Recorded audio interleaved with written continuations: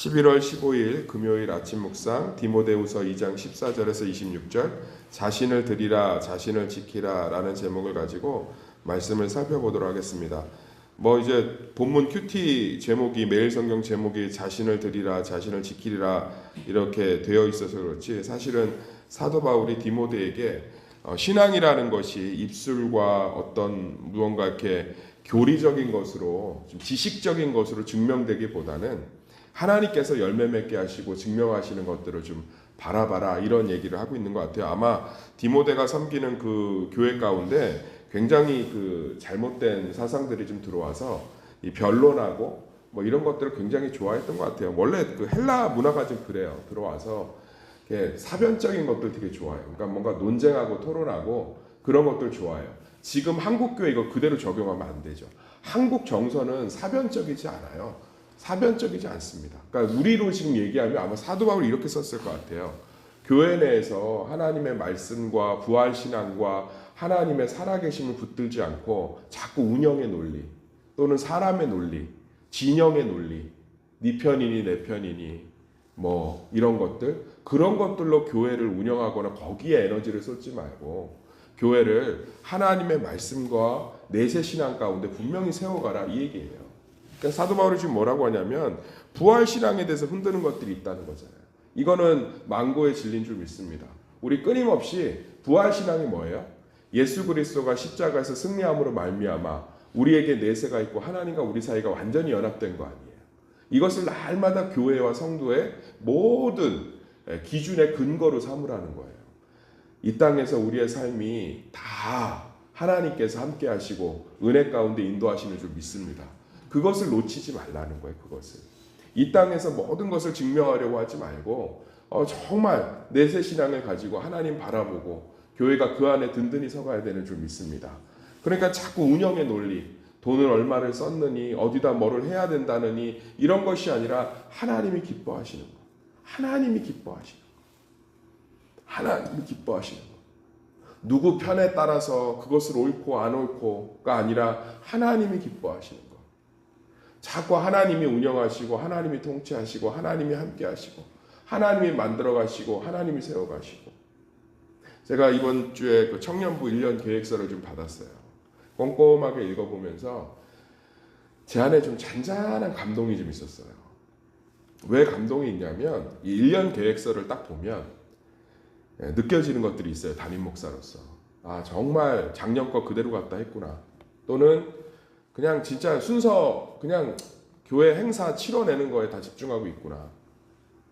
그런데 제가 1년 계획서를 딱 보면서 청년들 그걸 느꼈어요. 이 친구들이 지금 뭔가 하나님의 살아계심을 기대하기 시작했구나. 하나님이 일하시는 것들에 대한 경험들을 바탕으로 뭔가 그 1년을 세팅해가는 것들이 느껴지는 거예요. 하나님이 일하시는 것. 그래서 제가 굉장히 사실은 좀 여러 면에서 감동했어요. 그래서 제가 물어봤어요.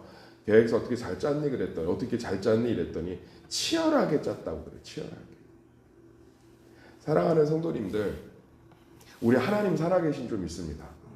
제가 추수감사 찬양제든 성탄절 찬양제든 많은 분들과 많은 구역들이 찬양제에 참여하기를 원하지만 안 해요. 이유가 뭔지 제가 설명해 드릴까요? 귀찮아서. 그런데 우리 하나님 살아계심으로 따져봅시다. 세상이 추수감사절과 예수님의 나심을 다 귀찮아하잖아요. 우리는 그분을 찬양해야죠. 그러니까 모든 것이 일이 아니라 하나님의 복음과 부활이 뭐예요? 예수님이 모든 죄를 이기고 살아서 지금도 통치하시는 줄 믿습니다. 성탄절 찬양제에 우리가 다 참여해야 되는 이유가 뭔지 아세요? 세상이 예수님의 성탄을 연인간의 시간으로 산타클로스의 시간으로 루돌프의 시간으로 다 만들었을 때 우리는 그분을 찬양해야죠. 근데 우리는 일이라고. 그러니까 교회는 끊임없이 날마다 예수님의 살아계심과 영적인 것들을 가르치지 않으면 붙들지 않으면 우리는 이 디모데가 목회하는 교회처럼 계속적으로 뭐 할 수밖에 없어요? 세상에 가치와 우리가 가지고 있는 운영의 논리들로 운영할 수밖에 없어요. 변론하는 것이 들어와서 쓸데없는 것에 에너지를 다 낭비하고 성도들을 부활일 신앙이 아니라 다른 것들에 집중하게 만드는. 사랑하는 성도님들, 우리는 무엇 때문에 신앙생활을 하나요? 하나님의 살아계심과 그를 경배하고 그를 경외함이 우리 가운데 넘치기를 예수의 이름으로 축원합니다. 그러니까 항상 그것이 있어야 되는 거예요. 새벽 예배도 정성이 아니죠. 첫 시간을 하나님께 드리는 고백이죠. 우리가 교회에서 무언가를 찾는 것도 그리스도께 덕이 되기 위한 거지, 내가 똥이 무서워서 피하냐 더러워서 피하지 라는 사람의 논리가 아니라, 그러니까 그거 하지 말라는 거예요. 사도가 항상 하나님 중심, 하나님 중심, 하나님 중심. 어떻게든 뭔가를 축소하려고 할 때 당연하죠. 에너지가 낭비되는 거, 쓸데없는 건 축소해야죠. 그러나 하나님을 경배하고 하나님을 찬양하고 하나님을 높이고 하나님을 전하고 예수를 전하는 것은 우리가 한 마음이 되어야 되는 줄 믿습니다. 당연하죠. 그분의 살아계심, 그분의 살아계심. 우리는 그런 마인드들이 우리 가운데 정말 오늘 디모데의 그를 향한 사도 바울의 마지막 유언 같은 고백을 따라서 돼야 되는 줄 믿습니다. 그러면서 이야기를 하고 있어요. 금그릇과 은그릇뿐만 아니라 나무그릇과 질그릇도 있다. 그러면서 조금 난해한 이야기를 하죠. 21절 읽어볼까? 21절 시작. 그러므로 누구든지 이런 것에서 자기를 깨끗하게 하면 귀히 쓰는 그릇이 되어 거룩하고 주인의 쓰심에 합당하며 모든 선한 일에 준비함이 됨이라. 이거 가지고 설교 진짜 많이 하죠. 뭐요? 자기를 깨끗하게 하면 귀히 쓰는 그릇이 돼요. 그런데 제일 중요한 단어를 놓치고 설교하면, 그러니까 니네들 깨끗해져야 돼. 성결하면 하나님이 금그릇 은그릇으로 쓰셔. 니네들 더럽잖아. 그러니까 나무그릇으로 쓰임받고 있는 거야. 그런데 사도 바울이 앞에 딱 그럴 거 그렇게 착각하지 말라고 코멘트 하나 달아놨죠. 그러므로 누구든지 무엇에서? 이런 것에서. 따라합시다. 이런 것에서. 이런 것에서. 자기를 깨끗이 하면 핵심이 아닌 게 이제 이해가 되죠. 문장을 잘 보세요. 그러므로 누구든지 자기를 깨끗하게 하면 귀히 쓰는 그릇이 되면 맞아요. 그 설교가. 그렇게 가르치는 게. 그럴까봐 사도 바울이 코멘트를 명확하게 달았다고. 그러므로 누구든지 이런 것에서 자기를 깨끗하게 하면. 그러니까 자기를 수양하고 뭐 정결하게 하고 그럼 그리스도 십자가 필요 없죠. 그럴까봐 명확하게 이런 것에서 자기를 깨끗이 해라. 이런 것 지금 앞을 살펴봤죠. 뭐예요? 쓸데없는 세상의 논리와 운영의 논리, 사람의 논리가 아니라 날마다 살아계신 하나님에 집중하는 영적인 하나님의 살아계심을 바라보고 그 부활에 대한 신앙으로 그런 영적인 것에서 우리가 깨끗해지면, 할렐루야, 하나님이 반드시 그 사람을 뭐 하신다는 거예요? 금그릇 은그릇처럼 귀히 쓸 것으로 쓰신다는 거예요. 하나님 바라보고 하나님 소망하고 하나님 의지하고 하나님만 생각하면 귀찮고 힘들고 내가 시간이 안 되고 여력이 안 돼도 하나님 생각하고 그 자리에 서 있고 하나님 생각해서 내 삶을 드리고 하나님 생각해서 당당하고 하나님 생각해서 소망을 놓지 않고 그런 자들을 하나님이 반드시 귀히 쓰신다.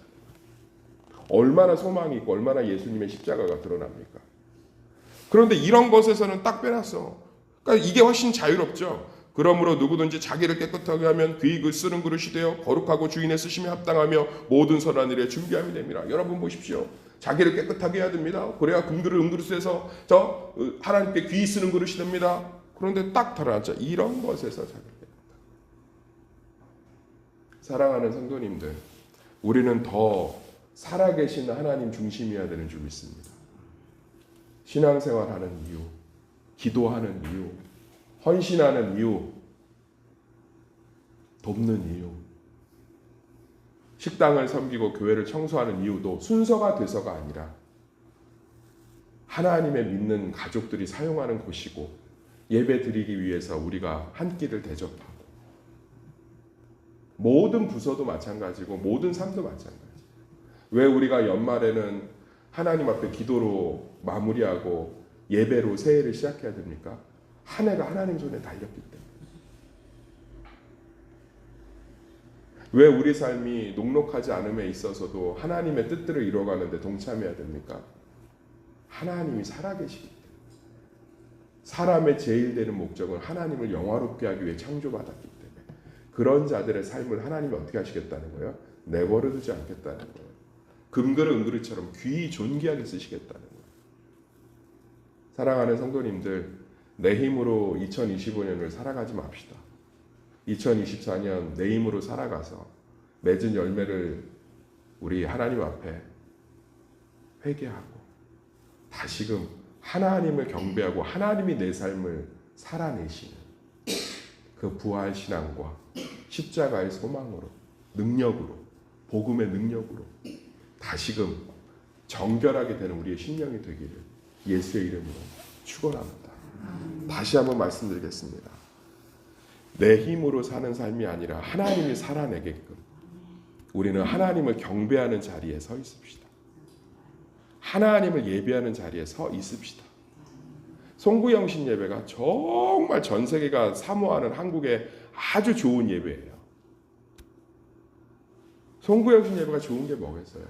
한 해를 하나님 앞에서 마무리하고 맞이하는 한 해를 예배로 시작하는 하나님 손에 2025년을 맡겨드리는 거잖아요. 그게 복음이라고. 사도 바울이 얘기해 쓸데없는 것에 에너지를 낭비하지 말고 살아계신 하나님 경배하는 것에 인생을 쏟아라. 그분이 우리의 삶을 금그릇 은그릇으로 세우시리라. 하나님을 경외하고 경배하는 것에 다시금 우리의 삶을 쏟으시기를 예수의 이름으로 축원합니다.